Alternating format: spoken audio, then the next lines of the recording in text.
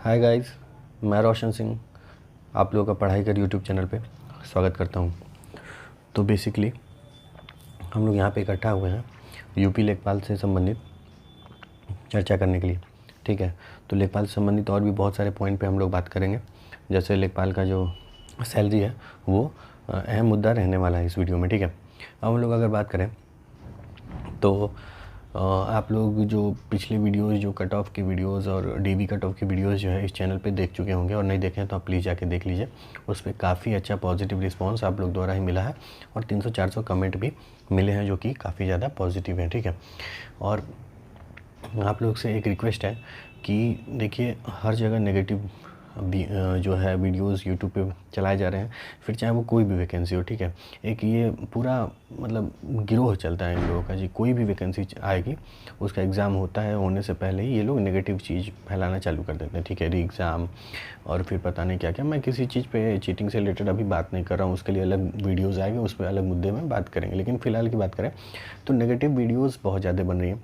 तो एकमात्र मेरा चैनल है ऐसा आप लोगों के लिए जो हम लोग मतलब सिर्फ ऑथेंटिक न्यूज़ और डेटा पे बात करते हैं और पॉजिटिव चीज़ों पे डिस्कशन करते हैं। क्योंकि यार कोई भी चीज़ अचीव करने के लिए पॉजिटिवली मोटिवेटेड रहना बहुत ज़्यादा ज़रूरी है। ठीक है, तो बहुत ज़्यादा वर्क करना पड़ता है इस सब चीज़ों के लिए। डेटा इकट्ठा करना पड़ता है, एनालिसिस करना पड़ता है, फिर वीडियो बनाना पड़ता है और रिकॉर्ड करना पड़ता है, एडिटिंग, बहुत सारा काम होता है। ठीक है, तो बेसिकली ये कहना है कि इतने सारे मेहनत करने के बाद आप लोगों के लिए यार आप लोग से सब्सक्राइब करने के लिए कह ही सकता हूँ, रिक्वेस्ट कर सकता हूँ। तो प्लीज़ आप लोग वीडियो को देखिए, लाइक कीजिए एंड चैनल को सब्सक्राइब करके आपके अपने चैनल को पढ़ाई कर को सपोर्ट कीजिए। ठीक है, थैंक यू सो मच। अब आते हैं हम लोग आगे की बात पे चर्चा करेंगे। तो नेक्स्ट पॉइंट पे जब हम लोग चर्चा करने जाते हैं तो हमारे पास 4 पॉइंट है। ठीक है, आप लोग के सामने डिस्प्ले हो रहा होगा। तो पहला पॉइंट होगा कि लेखपाल की प्रमोशन। ठीक है, तो लेखपाल का प्रमोशन की अगर बात करेंगे तो आप लोगों को पता है कि जो हम लोग मतलब जो सारे आप लोग पेपर दिए हैं तो ज्वाइनिंग जो होगी वो लेखपाल लेवल पे होगी। फिर उसके ऊपर कहाँ तक बढ़ने के चांसेस हैं, सैलरी क्या होगी और कहाँ तक जा सकते हैं इस फील्ड में, उस पर डिस्कशन करेंगे। सेकंड पॉइंट हम लोग का रहने वाला है कि लेखपाल का ग्रेड पे और भत्ते। ठीक है, तो ग्रेड पे काफ़ी लोगों को पता होगा, काफ़ी लोगों को नहीं पता होगा। और भत्ते की अगर बात करें तो कई सारे भत्ते मिलते हैं लेखपाल को। ठीक है, तो उन सारे भत्तों का डिस्कशन विस्तार रूप से किया जाएगा। ठीक है, फिर थर्ड पॉइंट हम लोग का रहने वाला है वो रहेगा लेखपाल की सैलरी। ठीक है, तो लेखपाल की सैलरी जो है वो नए जो 2022 का जो 34% का जो डीए लगा हुआ है। ठीक है, तो उससे रिलेट उस पर हम लोग सैलरी पे बात करेंगे। ठीक है, कि सैलरी कितनी बढ़ी और क्या इस समय बेसिक सैलरी बन रही है। ठीक है, और वो भी नए सैलरी स्लिप के आधार पे हम डेटा लेके आए हैं। अब चौथे पॉइंट की बात करें तो ऊपरी कमाई, और ये बहुत बड़ा मुद्दा है। ठीक है, कि लेखपाल की ऊपरी कमाई कितनी है ये जानने के लिए मतलब बहुत ज़्यादा आप लोग उत्सुक होंगे और इस पे भी बहुत विस्तार से और गहन रूप से चर्चा की जाएगी। तो चलिए सबसे पहले फर्स्ट पॉइंट को हम लोग डिस्कस कर लेते हैं, और जो कि वो है लेखपाल के प्रमोशंस। ठीक है, तो आप लोगों को पता है कि लेखपाल में 2 या 3 प्रमोशन लगते हैं, और अगर बहुत अर्ली एज में अगर आप 18 साल में ही 12th के बाद ही ज्वाइन कर लिए हैं तो 4 प्रमोशन तक आप ले सकते हैं। तो पहले लेखपाल की जो बनेंगे आप, ठीक है, फिर 12 साल लगेगा आपको लेखपाल से, तो आप 12 से 15 साल में कानूनगो बनेंगे। तो लेखपाल का देखिए मैं सैलरी की स्ट्रक्चर की बात करें तो 21,700 से लेके 69,100 तक होता है मिनिमम से मैक्सिमम।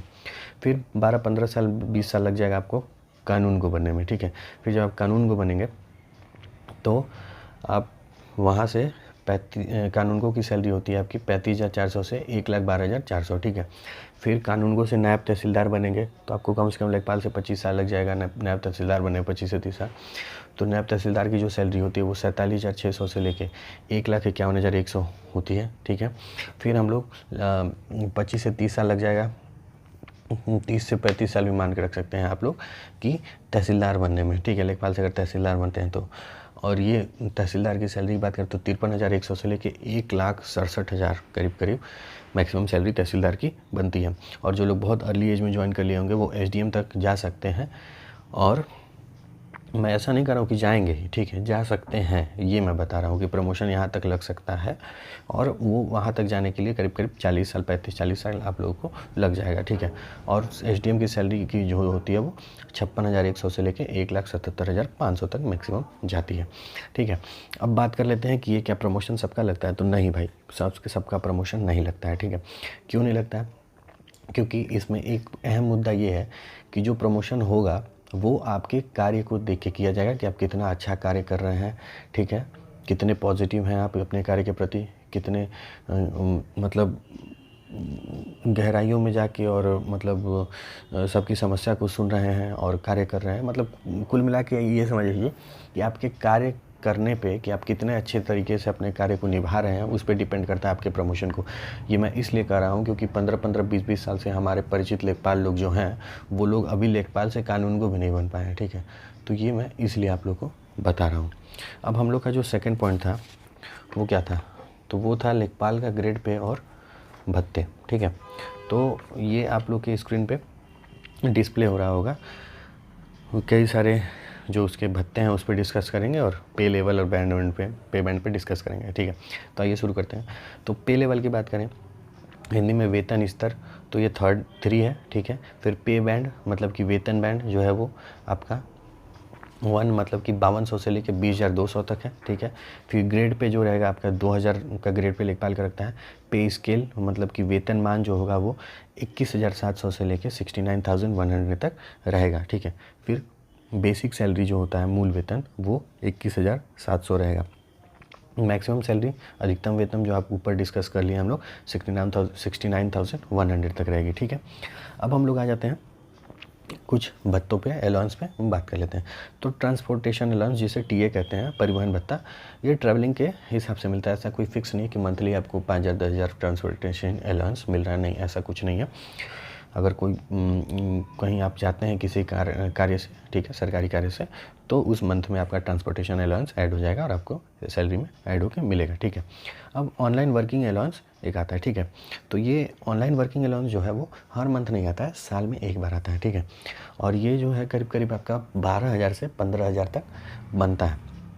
तो इसको मंथली देखा जाए तो 1,000 रुपये मंथली है एक तरह से बनेगा, लेकिन मंथली आपको मिलता नहीं है, ठीक है। ऑनलाइन वर्क अलाउंस जो होता है वो आप लोग को साल भर में एक बार मिलेगा, 12,000 से 15,000 तक, ठीक है।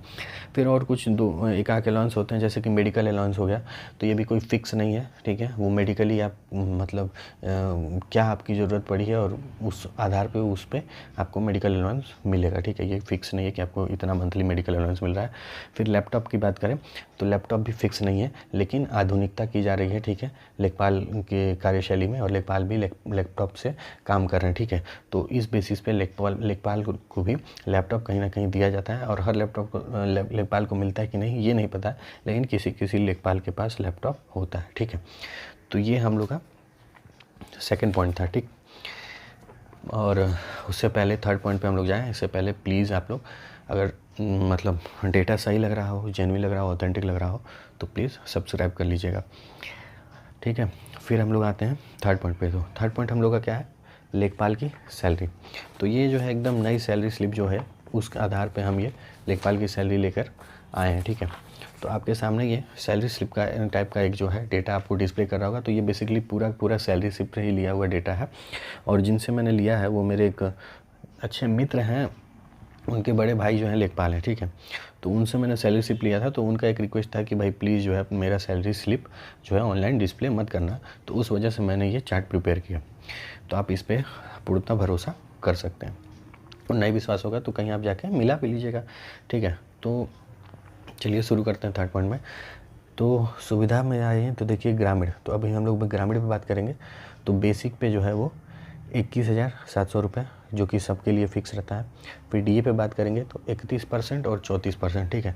तो अगर डीए 31% लगेगा बेसिक पे तो 6,727 होगा, और 34% जो कि डीए इस समय लग गया है तो वो हो जाएगा आपका 7,378, ठीक है। अब एचआरए जो मिलता है ग्रामीण में वो 800 रुपये मिलेगा, साइकिल भत्ता 100 रुपये, और नगर प्रतिकर भत्ता जो है वो नहीं मिलता है क्योंकि ये ग्रामीण है, ठीक है। तो ग्रामीण में नगर प्रतिकर भत्ता 0 होता है। फिर एनपीएस जो होता है वो आपका बेसिक पे प्लस जो डीए का जो है वो 10% जो होता है वो एनपीएस होता है।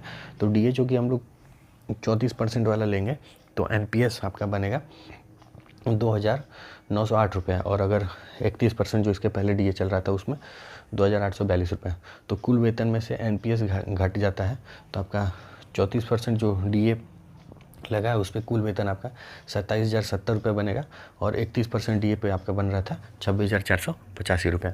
अब हम लोग आ जाते हैं नगर पालिका क्षेत्र या फिर कस्बा में, ठीक है। तो बेसिक पे कॉमन रहेगा 21,700 रुपये, ठीक। अब DA देखिए 2 हम लेके चल रहे हैं, आप लोग 34% वाला भी कंसीडर कर सकते हैं क्योंकि वही चल रहा है इस समय। तो 31% 34%, तो 31% में जो DA है आपका वो 6,727 रुपये, और 34% में 7,378 रुपये। अब HRA की बात करें तो नगर पालिका क्षेत्र कस्बा में HRA बढ़ जाता है, ठीक है। तो HRA जो है यहाँ पे 1,600 रुपये हो जाएगा लगभग। साइकिल भत्ता 100 ही रुपये रहता है, और नगर प्रतिकर भत्ता यहाँ पे मिलने लगता है जो कि 360 रुपये है। तो NPS जो यहाँ पे बनता है वो 31% के हिसाब से 2,842 रुपये, और 34% के हिसाब से बनता है वो 2,908 रुपये बनता है। तो कुल वेतन जो यहाँ पे बनेगा वो बनेगा 31% वाला जो है वो 27,644 रुपये, लेकिन इस समय 34% जो कि DA लग रहा है, तो 28,230 रुपये आपका नगर पालिका क्षेत्र या फिर कस्बा में मिलेगा, 28,230 रुपये। अब हम लोग शहर में बात करते हैं, तो शहर का भी बेसिक पे कॉमन मतलब सेम ही रहेगा 21,700। फिर DA भी 31% के हिसाब से बात करेंगे तो 6,727 रुपये, और 34% के हिसाब से बात करेंगे तो 7,378 रुपये, ठीक है। HRA यहाँ पे बढ़ जाता है क्योंकि ये शहर है, तो शहर में आपको पता है कि रहने का खर्चा ज़्यादा होता है, तो यहाँ पे जो HRA हो जाएगा वो करीब 2,400 रुपये हो जाएगा, ठीक है। और साइकिल भत्ता सेम रहेगा तीनों जगह, यहाँ भी 100 रुपये रहेगा, और नगर प्रतिकर भत्ता यहाँ भी 360 रुपये मिलता है। NPS की बात करें तो NPS जो है 31% के हिसाब से वही 2,842, और 34% के हिसाब से 2,908 रुपये, ठीक है। तो कुल वेतन यहाँ पे जो बनता है वो 31% के हिसाब से जो बन रहा था वो 28,444 रुपये बन रहा था, और 34% जब DA बढ़ गया है तो अब बन रहा है 29,030 रुपये, जो कि इन हैंड सैलरी है आपकी। अब पर ईयर जो है 3% बेसिक पे बढ़ता है, तो 651 रुपये पर ईयर आपका बेसिक पे बढ़ेगा, और DA भी पर ईयर बढ़ता है, ठीक है। प्लीज़ आप लोग सब्सक्राइब कर लीजिए उससे पहले, मतलब उसके बाद हम लोग किस पे, तो जो ऊपरी कमाई है उस पर चर्चा करते हैं। उससे पहले आप लोग प्लीज़ लाइक का बटन ठोक दीजिए और सब्सक्राइब कर लीजिए। तो अब हम लोग आते हैं किस पे, लेखपाल की ऊपरी कमाई पे, ठीक है। और आप लोग को पता होगा कि लेखपाल की ऊपरी कमाई का मतलब हम क्या कह रहे हैं और किससे संबंध है मेरा, मतलब क्या हम समझाना चाह रहे हैं। तो लेखपाल की ऊपरी कमाई से पे बात करने से पहले ना आप लोगों को लेखपाल के कुछ कार्यों को समझना होगा। तो आइए in short with in a minute हम लोग 4-5 पॉइंट देख लेते हैं मेन कि लेखपाल का कार्य क्या होता है। तो लेखपाल के पहले कार्य की बात, चक्रोड़ ऊसर बंजर ज़मीन की देखरेख करना, ठीक। अब दूसरी पॉइंट में बात करें तो चारागाह ग्राम समाज की ज़मीन को देखना, अवैध कब्जा को भी देखना, इन सब से बचाना, ठीक। आपदा संबंधी कार्य जैसे बाढ़, सूखा या अन्य को आपदा से प्रभावित क्षेत्र है उसको अवगत कराना और उसका देखरेख करना, ठीक। खसरा खतौनी, आय, जाति, निवास, EWS को बनवाना, ये सब जो प्रमाण पत्र है ये सब को बनवाना लेखपाल का काम है। फिर लोक कल्याण की योजनाओं को लागू करवाना, जैसे शादी, अनुदान, विधवा पेंशन इत्यादि, ठीक है। तो ये आप हम लोग इन शॉर्ट लेखपाल के कार्यों को देख लिए। अब ऊपरी कमाई की बात कर लेते हैं, ठीक है। तो ये जो ऊपरी कमाई का चर्चा है वो आप देखिए, लेखपाल जो है वो ग्राम समाज में काम करने वाला व्यक्ति होता है। तो आप कहीं ना कहीं हर गांव में हर एक दूसरे व्यक्ति के मुंह से लेखपाल की जो है वो ऊपरी कमाई से संबंधित बड़ाई सुन ही लेते होंगे। लेकिन देखिए एक पॉइंट ये भी है कि हर विभाग में बहुत कुछ लोग होते हैं जो ऐसे होते हैं, नहीं तो 90% लोग आपको क्लीन मिलेंगे, ठीक है। लेकिन उन कुछ लोगों की वजह से पूरा विभाग बदनाम होता है, ठीक। तो आप लोगों को पहली बात मैं ये बता दूं कि जब आप लोग इतना मेहनत करके और इस पद तक पहुँचे हैं, लेखपाल की नौकरी मिली है, तो यार किसी को क्यों किसी का पैसा लूटना, ठीक है। क्योंकि आप जिसका पैसा लेखपाल लोग लूटते हैं, देखिए लेखपाल लोग जो है ग्राम में काम करते हैं और वो ग्राम समाज के लोगों से जुड़े होते हैं, और ग्राम में कोई बड़े बड़े उद्योगपति नहीं होते हैं कि जो आप लोग को फटफट 500, 1,000 और 2,000, 5,000 मांगने पे देते हैं। तो कहीं ना कहीं अपना धान, गेहूँ, राशन बेच के गिरवी रख के कुछ ला के आपको देते हैं कि भैया हमारा ये काम करा दा, EWS का सर्टिफिकेट बनवा दा, OBC का बनवा दा, ठीक है। तो ये जो पैसा वो लाते हैं ना अपना सामान गिरवी रख के और ये करके, उसका हाई लगेगा, ठीक है। तो ये तो कतई नहीं करना है, ठीक है। और हमको पता है कि जो कि हमारे व्यूअर्स हैं, जो आप लोग देख रहे हैं, वो लोग बहुत ही अच्छे और सभ्य घर से हैं, तो ऐसा कुछ नहीं करने वाले हैं। और अगर जिन लोग के मन में ऐसी विचार आती भी है, ठीक है, तो वो लोग यार, जो आप लोग के पास इतना टाइम है कि ये सब अगर करने का सोच रहे हो, तो उस टाइम को निकाल के पढ़ लो और आगे मतलब पीसीएस वीसीएस के लाइन में चले जाओ, ठीक है। तो वहाँ सैलरी बढ़ जाएगी, तो फिर आपको चीटिंग, ये ऊपरी कमाई की ज़रूरत नहीं पड़ेगी, ठीक है। लेकिन फिर भी ऊपरी कमाई पे जो 1% लोग करते हैं, उस पर बात करते हैं कि वो लोग कैसे करते हैं। तो देखिए, जैसे खसरा खतौनी से संबंधित आप गए, खसरा और खतौनी से डिटेल लेने या कुछ मांगने, उसमें वो पैसा मांग देगा। आप गए EWS का सर्टिफिकेट बनवाने, तो कहेगा 1000 रुपये दो, नहीं तो नहीं बनाएंगे, जो कि उसको करना नहीं चाहिए, ठीक है।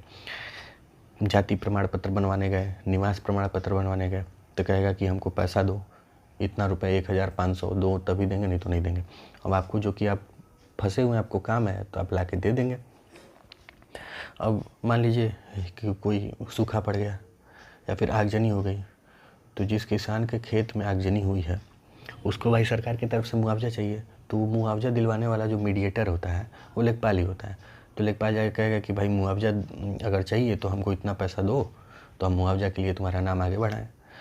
तो इन सब चीज़ों में लेखपाल जो है काफ़ी मतलब मोटा मोटा रकम वो लोग डिमांड करते हैं, और ये बहुत ही अनैतिक बात है और बहुत ही बेकार बात है। क्योंकि जिन लोगों से आप मतलब ये लेखपाल जो गलत लोग हैं, 1% लोग करते हैं, वो बहुत गरीब लोग होते हैं और उनकी हाई भी लगती है। तो प्लीज़ ऐसा आप लोग मत करिएगा। और यही है लेखपाल की ऊपरी कमाई से संबंधित बात, जो कि मेरे हिसाब से आप लोग को सिस्टम में आके ये सब ख़त्म करना चाहिए, ठीक है। और प्लीज़ आपको अगर वीडियो अच्छी लगी हो तो सब्सक्राइब कीजिए, और डिस्क्रिप्शन में जो हम लोग का चैनल का लिंक दिया हुआ है, उसको भी जाके ज्वाइन कीजिए, Telegram channel. Thank you so much and please subscribe.